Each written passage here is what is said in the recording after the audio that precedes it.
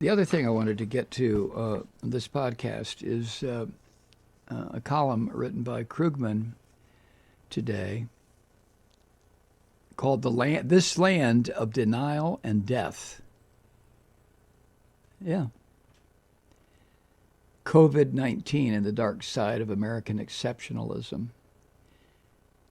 I have railed against that so many times, this idea that we're exceptional, that we are so much better than other populations. What the fuck does that mean?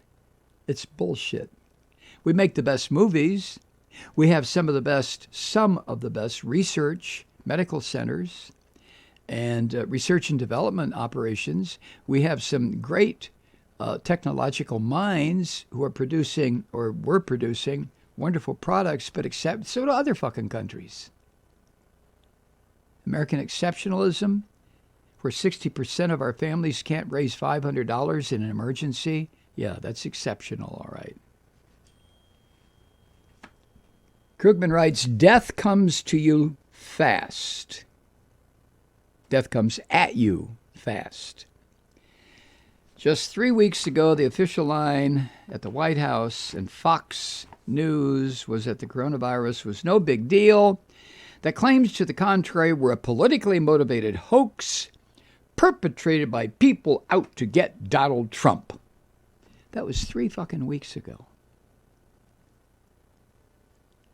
Now, Krugman writes, we have a full-blown health crisis in New York, and all indications are that many other cities will soon find themselves in the same situation, and it will almost certainly get much worse. The United States is on the worst trajectory of any advanced country, yes, worse than Italy at the same stage of the pandemic, with confirmed cases here doubling every 3 days. I'm not sure that people understand even now what that kind of exponential growth implies. But if cases kept growing at the current rate for a month, they would increase by a factor of 1,000, and almost half of Americans would be infected. This is the reason, if I may digress, and you know this as well as I do, Truth Seeker, but this is the reason so much emphasis has been placed on reducing that curve, that upward curve. Because as long as the number of cases, as Krugman just said, as long as they continue to increase exponentially, we are severely fucked. Half the population, 160 million of us, would be infected. If the death rate is 3%, what is that, 30 million people? No, 3.5 million people? Back to Krugman. We hope that won't happen.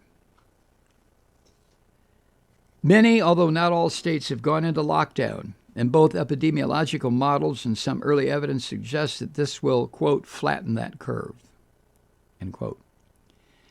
That is, slow substantially the virus's spread.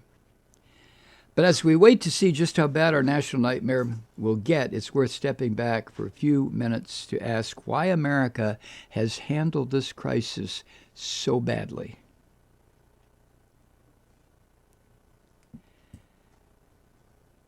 An important factor clearly is incredibly bad leadership at the top. Thousands of Americans are dying, and the president is boasting about his television ratings.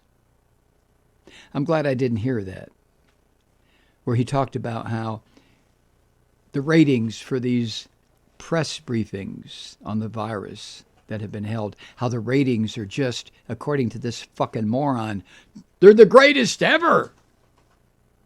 Jesus Christ.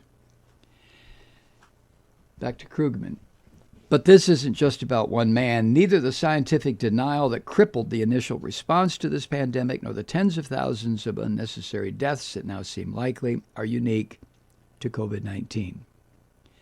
Among advanced countries, the United States has long stood out as a land of denial and death. Now, I'm thinking Iraq, Vietnam, Central America. It's just that we now are seeing these national character flaws play out at a vastly accelerated rate. about denial. Epidemiologists trying to get a handle on the coronavirus threat appear to have been caught off guard by the immediate politicization of their work. The claims that they were perpetrating a hoax designed to hurt Trump or promote socialism or something. Calm down, Mike. Don't scream. But they should have expected that reaction, since climate scientists have faced the same accusations for years. About climate science? I'm digressing from Krugman. About global warming? About the fucking catastrophe that's just waiting? Matter of fact, is not waiting, is happening on top of the virus or underneath the virus or beside the virus.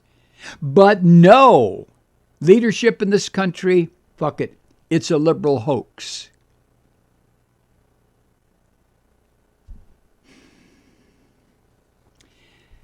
Back to Krugman. And while climate change denial is a worldwide phenomenon, its epicenter is clearly here in America.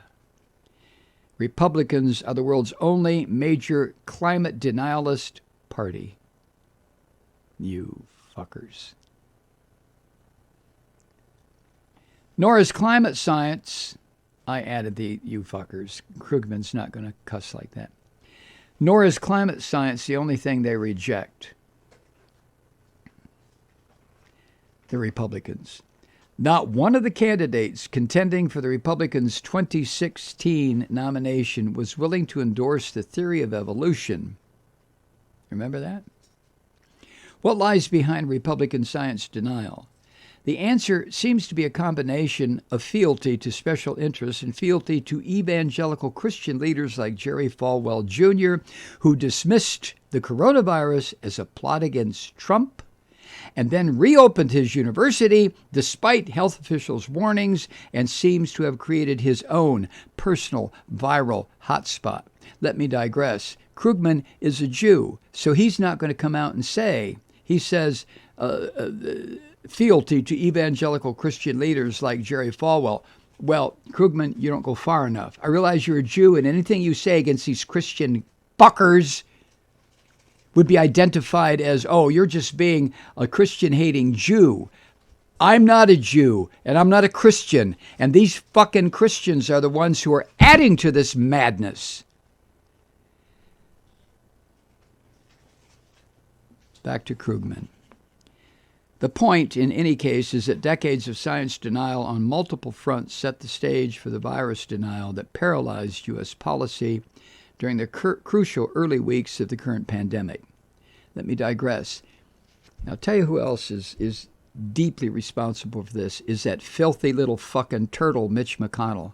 He has spent the past couple of years, past 4 years, first denying Barack Obama's selection to be on the Supreme Court, even a fucking hearing. Merrick Garland. And then this Trump fucker appointing two Supreme Court justices, one who's a rapist, the other one's an alcoholic. What the fuck? But that's not bad enough.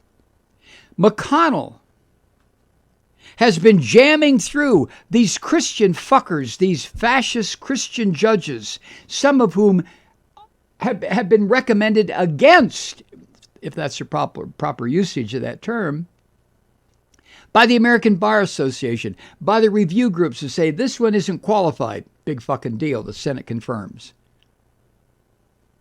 And you know why it's so easy? Because it was McConnell who destroyed the idea that you needed 60 votes to confirm a federal appointee. And I think it was the Democrats who destroyed the idea that one senator could hold up a nomination. Both parties, you fuckers, but mostly the Republicans. Hey, Truth Seekers, while we're practicing safe social distancing, it's a great time to treat yourself with some seriously delicious, responsibly sourced coffee. Awaken to pleasure with River Moon Coffee. But don't take my word for it. Here are 2 recent reviews. Quote, "We sell River Moon Coffee at Marine General Store, and I can't seem to keep up with customer demand. Not only is the coffee excellent, but the philosophy behind it, the careful sourcing and constant research to bring a quality product to customers, appeals to the hearts of our community." End quote. And here's one from a fellow Malloy listener. Quote, "I love this coffee. I buy it in 5-pound bags. I especially love the Truth Seeker blend."